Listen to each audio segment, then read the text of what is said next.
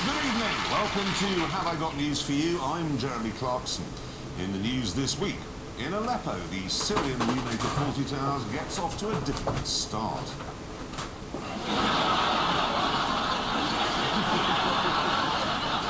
In a last-ditch attempt to patch things up with his brother, Ed Miliband asked David round for a dip in the pool.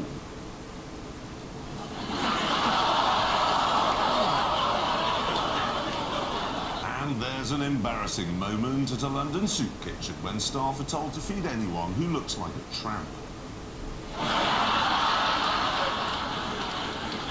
With Ian tonight is the arts editor of the BBC, who recently described Strictly Come Dancing as the gold standard of television art as it reintroduced a massive audience to the idea of self-expression through movement. I think he and I are going to get along really well. Please welcome Will Gompets.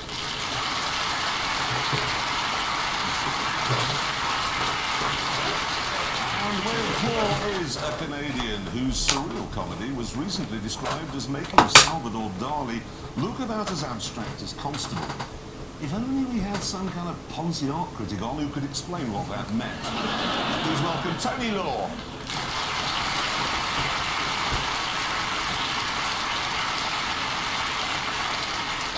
And we start with the bigger stories of the week. Paul and Tony, take a look at this. Yes, oh right, clearly America, clearly New York. This huge storm, Hurricane Sandy has hit. There's President Obama looking presidential. There's Mitt Romney looking made of tin. Yes. Oh, there's Donald Trump, who probably caused the storm in some way due to his evilness. Yes, this is obviously the disruption of New York by apparently some of the worst weather ever seen. You called it a hurricane? Yes. Technically, not a hurricane, though, what was it? Wasn't it a cyclone? No, cyclones, I think, are Pacific-based. The hurricanes are Atlantic-based, but as soon as the winds drop below a certain speed, I'm starting to sound like a weatherman. I just wondered if you knew what you were talking about. Anyway, obviously, the storm had a number of consequences, and many deaths, but apart from that, glossing over that, as indeed the news has done, Yeah. what else has it done?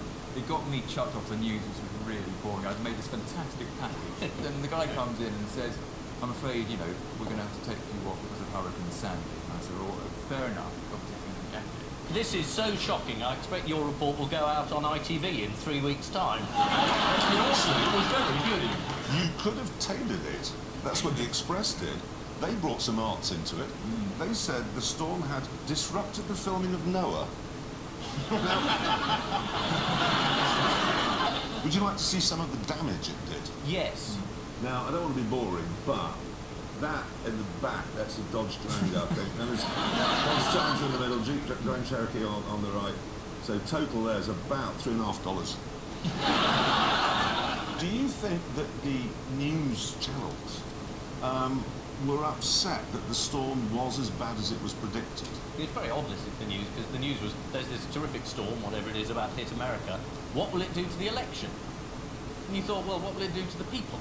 And then the first thing they kept saying was that, oh, Obama's got to look presidential, got to appear presidential. But what does that mean? Like, I mean, if you go, oh, there's a storm coming, we're all going to die! That'd be unpresidential. Just not do that. That and holding people's head under the water. Don't do that. It's funny, yes. President Obama, all right, why has he been arriving everywhere with pizza? Has under he? his arm? Yeah. Hello, everybody. Hello. I brought some food. Stay where you are. Why does he think they need pizza? He's practicing for losing 2 his weeks' job. time.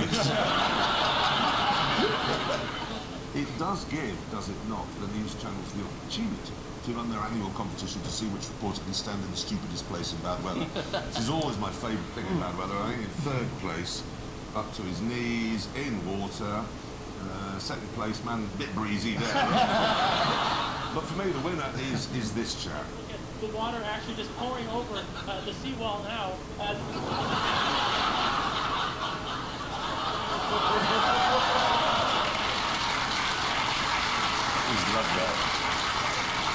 Obviously, any American story like this has to come to Britain. The Daily Mail Online, okay, yesterday said Strong winds and heavy seas begin to build on this side of the Atlantic. And here comes the photo they ran. Actually, well, while you're here, you're BBC News team. Is there an edict that goes out to reporters when they go to America to cover things like this? They stop talking English. You've got to stop talking English and you've got to wear North Face jackets. It's a rule. They don't talk about power cuts, they talk about power outage. I mean, when you go to France, you don't go, bonjour et bienvenue en Paris, do you? I don't know. No, it's a nonsense. That wasn't in my notes, I just made it up. It didn't sound that well researched. Did you hear how occasional New York resident Joan Collins reacted to the storm? She said, oh, isn't it annoying because you can't shop at Bloomingdale's or something like that? Absolutely right. The true disaster is Bloomingdale's is closed today. Where's a girl going to shop during a hurricane? Joanie, you daft bat. Obviously, we were talking about the effect it's had on the presidential election. What's been the big dairy-related boost for Obama this week? Cows are voting for him. No, his head has been sculpted out of butter and is being carried around the streets of Chicago in a fridge. Let's have a look. There he is. Yeah, well, it's better than I might have hoped for. And the reason why this is being handed around Chicago in a fridge? Absolutely no idea. Well, it would melt, wouldn't it, if you put it outside? Yeah, or if you took it to Florida. It's not just arts you can do, it's science. This is Superstorm Sandy, which hit America's East Coast this week. According to the Daily Mail, at Superstorm Sandy's most powerful moments, the wind speed hit 98 miles an hour. Or to put it another way, not quite as fast as Toy's Prius. I thought it was Prius. It's just foreign. As indeed is the car. Yeah, it's actually Canadian, the batteries. Well, the nickel. Which is then shipped all the way on an oil-burning ship to Norway, where it's turned into batteries, and shipped all the way to Japan, where it's turned into the car, and then it's shipped all the way back to Britain, where morons who think they're saving the planet buy it. So, Ian and Will, take a look at this. Trees. Not doing very well. Ash trees, end of an ash, mark of death, Wind more farm. trees. Heseltine, I think he was doing a joke about how the Labour Party goes left, left, left, left, left. Do you think that's what John Major's laughing at? He's got secrets all of his own. Does it have it? Now, this is power, isn't it? It's power. Wind. And how ugly it is. I think there's many things. In amongst it all, there was the news of yet another government U-turn, one which leaves anyone who installed one of those ridiculous windmilly things on their houses looking a bit foolish. No names mentioned. Dave. Cameron, just in case you're wondering which Dave. Yeah. Well, I mean, we don't all live in the same village as him.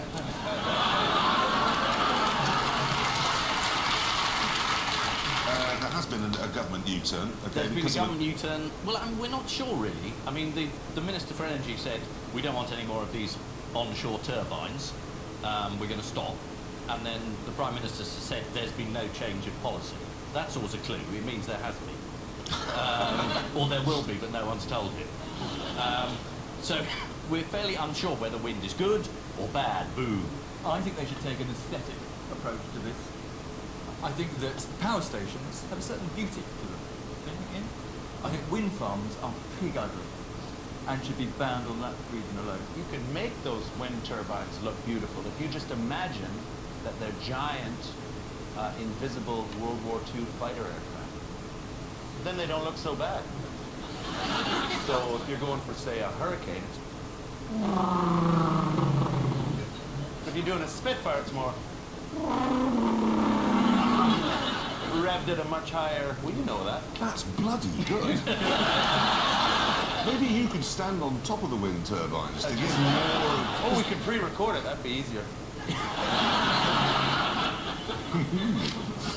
Can you remember the name of the man who made the announcement about the wind farms not coming when they are? Is this Davy? No. He's called John Hayes. Okay. Doesn't really help, does it? Anyway. He looks nice though, I trust him. But he's saying what you want to hear is that no more wind farms. I'll do it down. Well, that's I'm cleared not. that policy up there. What happened to after he made his momentous Anders. The Prime Minister contradicted him. Wasn't it Ed Davey that contradicted him? Oh, right. His boss contradicted him. I've never heard of him either. He's banned him from issuing any further statements, and sources close to the Energy Secretary, John Hayes, said he had no power to decide policy and had overreached himself. Bye-bye, John. Right, let's move on to Ash, please, if I may, okay? What is the official name of the disease that's troubling him so much? It's called dieback. No, that's what he's got on his head. No, the official name is not dieback. It's Chalara fraxinea. That's it. Which is Latin for a bunch of trees are dying. Actually, she sits next to my daughter at school. Anyway, how did the Mail cover the story this week of this terrible? I haven't read it, but I'm guessing it was something like, oh, Denmark, oh, bloody Danes, killing all trees. God, I hate Danes. Hey, Danes, do they make a car? They do, but I can't remember what it's pronounced. Probably made of bacon, rubbish Danes. We're talking about the Mail. You need to spread it out more. Okay. It started in Poland. I think it was Poland, but anyway. It's throughout Europe now. Anyway, they didn't bother finding out on the Mail, okay? They had the timeline of a killer, okay? 1992, the fungus begins its journey across Europe. 2007, the fungus hits France. 2009, it spreads to Italy. 2010, the fungus arrives in Germany on the shoes of an asylum seeker. They didn't actually say that last bit, right? Anyway, you saw Heseltine. Why is he back? Heseltine was asked by the government to produce a report, and they hoped he'd produce a very long, boring report that they wouldn't have to implement, which is exactly what he's done. So it's a big success for the government. He's produced 89 proposals. You can guess how many of those will be used. None. He's called for enterprise, growth, more localism, a series of policies that the present government has already rejected. So Osborne said, we welcome Mr. Heseltine's contribution. It's really kind of him to produce the report. And we'll see him another year. You're absolutely right, of course. Yeah. Anyway, on the subject of George Osborne, okay? Yes. I'd like you to watch a piece of film, if I may. Yes, okay. And what does the man say when Osborne enters the room? Okay, listen carefully. Tersse. Appointed to the man in charge of the economy. Can we look again? Yes, sure. Tersse. Appointed to the man in charge. Anyway, that was the news that in a few years wind farms may soon be rarer than ash trees. The Daily Mail. Have they read any other papers this week? No, I'm here. Attack, attack, attack. The Daily Mail hit full panic mode, demanding, is the battle to save our ash trees already lost? Well, if the Daily Mail is that worried about the senseless destruction of trees, they could always close down their newspaper. The ash fungus is just one of many diseases affecting Britain's woodlands. According to the Times, one of the diseases could threaten a tenth of all the trees in central London. It's even more of a threat to them than George Michael's driving.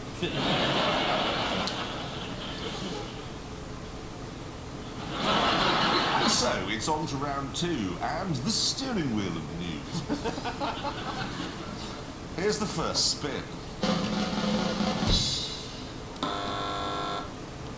Right, that's Yes. Berlusconi, I think, isn't it?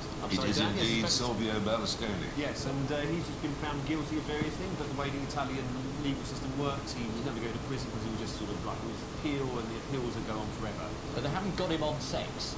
They've No. got him on tax. Yes. And also, if you run for government, you're immune.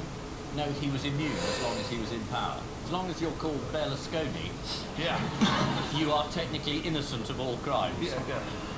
Particularly involving belly dancers called Divine Ruby. Divine Ruby, you dragged that up from somewhere. What does that mean? No, it's Ruby the Heart Stealer. That's who was at the Bunga Bunga party. Look, I was there.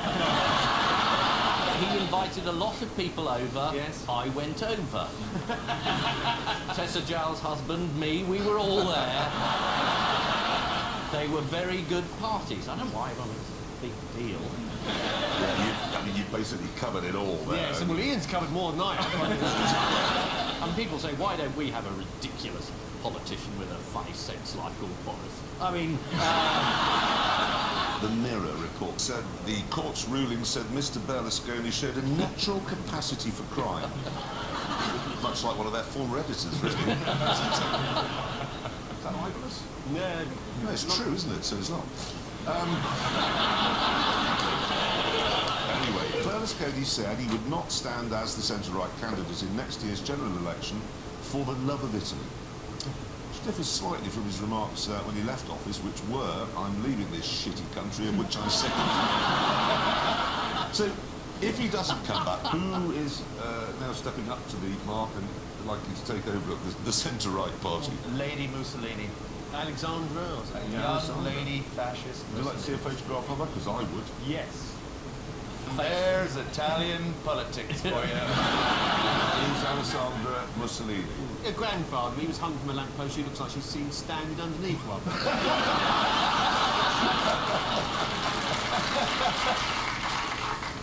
She's certainly got Berlusconi's knack for diplomatic language. She's known to argue it's better to be a fascist than a puff.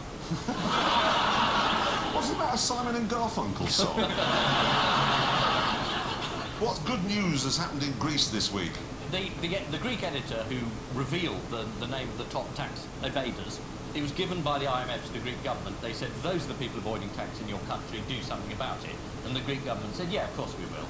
And then just sort of hid the list. This editor printed the list, and they were going to prosecute him for invading privacy of these people, because it is a private matter if you don't want to pay tax.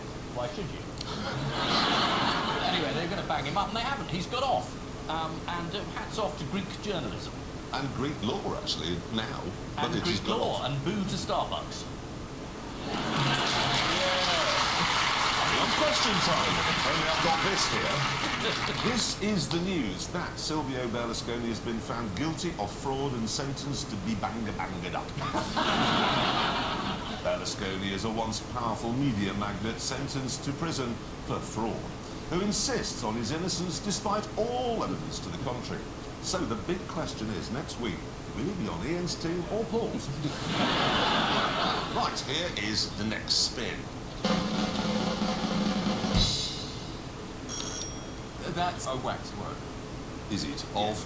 Somebody. Is it someone from Thunderbirds? It's Mussolini. So the point is, it's so bad you don't know who it's of. Ah. And it's a visitor attraction somewhere in England, and it's not doing very well. It is Mussolini, though, isn't it? It's the world's worst wax museum, the Louis Tussauds House of Wax in Great Yarmouth. I think it's facing Great closure. Yarmouth. Shall we have a look at some of their Yes, artwork? yes. Right, first of all, who's this? Michael Jackson, obviously. No, it isn't. That's Edwina Curry. Paul, you're right. Next one. Is that Ian Botham? Oh, you're on fire! I'm startled by your ability to do this. Yeah, I'd like to start with myself, actually. Next. Oh, Prince Charles. No, that's Saddam Hussein. That's just a dude at reception. Oh, Daley Thompson. Is it? It is actually Daley Thompson. Oh, is it? Yeah. I resent tell the you what. premise of this. They clearly know who these people are. You might get William Pitt the Younger in a minute. You know, just There's actually one of you, Will. Neil Kinnock. No, they've got one more politician, actually. They've got Ed Balls. Here he is. Except that isn't Ed Balls, is it? Who is it? It's Hitler.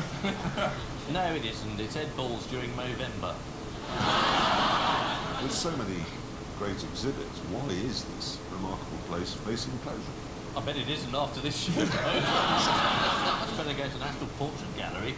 All that competence on display. One review of the Waxwork Museum in Great Yarmouth said, "It's so bad it's good," which coincidentally is the motto of the Great Yarmouth Tourist Authority. Time now for the odd one out round. Paul and Tony. Tony Blair's interns, Adele's knickers, Paul McCartney, and 6 seconds of Richard Herman's time. Right, well, I don't know who Richard Herman is. He's the man who, all those people who ring you up, cold calling, saying, can we help you with your claim for payment protection insurance? He rang them back, said, stop ringing me up, and he billed them for wasting his time. And they paid up. Doesn't Adele buy her knickers from Primark for a quid each? I don't know, I haven't asked her, but looking at them... What sort of... Is it charging per minute? If you want to listen... You're saying Adele charges per minute? You're on the right lines with cost. And the McCartney question... charged £1 for singing at the opening ceremony. Tony Blair's intern's the odd one, and they paid nothing. Yes, well done. They all cost £1 except for Tony Blair's interns, who work for free. Adele's knickers cost just £1. Even better value in women's fashion. Okay, was announced this week. You can now buy a 99p Christmas dress. Here it is. But Is that his actual size? what does the success of the 99p dress tell us about Christmas, according to the online suppliers? It's nearly here. It's very exciting. Christmas. Is that a preview of your new Christmas single? It is. That's fantastic. You and Berlusconi walking Yeah. through a winter wonderland. We're doing a double act. Oh, I hope it's true. According to the online suppliers, it tells us that Christmas is all about price points. Peace and goodwill can go. According to the Mail, Adele's James Bond theme for Skyfall has rocketed to the top of the charts, despite little fanfare or promotion. It's a Bond film, eh? Paul McCartney was paid £1 to sing at the Olympics opening ceremony, which works out at 50p for each note sung in tune.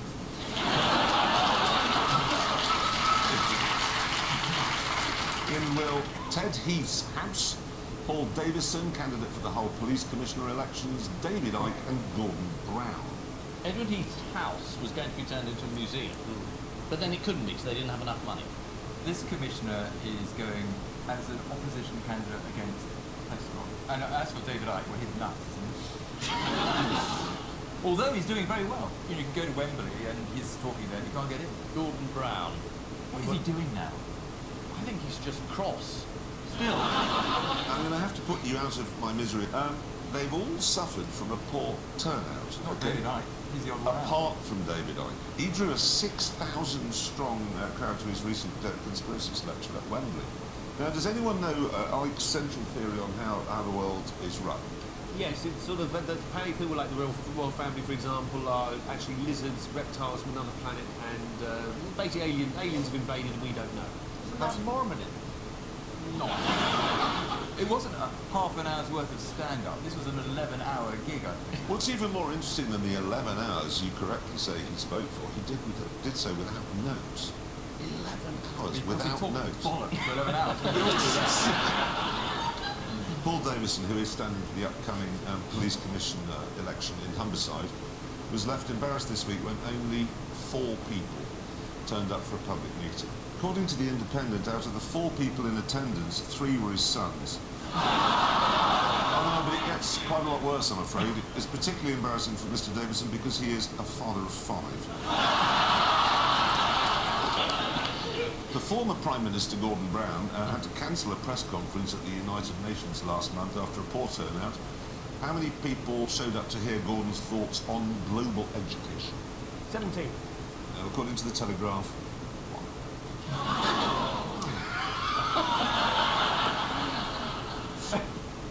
And do we know who that was?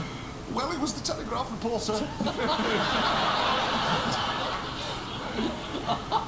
Some bloke saying, you're going to be much longer, I'm going to lock up. Time now for the Missing Words round, which this week features as its guest publication the British Hedgehog Preservation Society newsletter. Not so much unputdownable as unpickable. We start with, why can't I run what? Asks magistrate. Overclocked.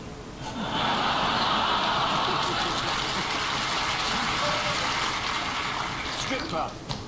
That's right, innit? Now you see, that's a strong. Yeah, Because it is. I saw the story. Yeah, this is Stephen Hutchins, JP in Maidstone, who wanted to open a strip club. Here he is. No touching, that's not a rule in the club, just a bit of advice if you meet Stephen. Next. Hedgehog what is a dream come true? Wig. Strip club again. Hedgehog whiskey. This is from issue 58 of the Hedgehog newsletter. For me, there's always been the hope that 2 of the most wonderful things on this planet would in some amazing way become united. But how? How can we get whiskey and hedgehogs into the same thing? Blender? And Berlusconi. Give him the answer strictly. Anne Widdecombe. Caught in police raid at strip club. Hedgehogs what? Anne Widdecombe, a hedgehog's thrown at dartboard, give you a score of 4,000. The answer is especially close in my heart. So the final scores are Ian and Will, you have 6, and Paul and Tony, you also have 6. No, since the scores are level, let's have a quick tie-break round, okay? Buzz, when you know who this is. Winston Churchill. Let me stick, that's Shirley Bassey. Yes, correct. It's Winston Churchill. And this one? Mr. Bean, yes, Rowan next. Atkinson. Oh my god. Ian, here's not. No. Michael Barry. There you go, I knew you knew. I know. Next. I get the taste of this one. Cliff Richard. Yes. Next. Neanderthal man. George Best. Yes, correct. George Best. Next. I can see who's behind it. Is that Noel Edmonds. Noel Edmonds. I'll give it to Jim Davidson. Right, it's a shot battery. Shot battery. It is, but that's Cliff Richard again, isn't it, really? This waxworks is Yeah, it's glorious. fantastic. Sherry Blair. No, Jackie Onassis. no, and you've been there all night wanting it to be there. Shirley Bassey.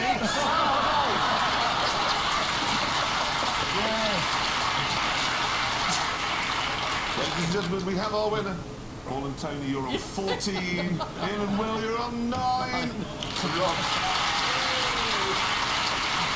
And I leave you with the news that in Rome there are suspicions that pictures of Adam and Eve in the new illustrated edition of the Bible might be a bit too detailed. As Azerbaijan prepares for the Eurovision Song Contest, they look favourites to win with a power ballad duet. And after escaping from a secret research laboratory in Norwich, a giant hedgehog avenges the death of its father.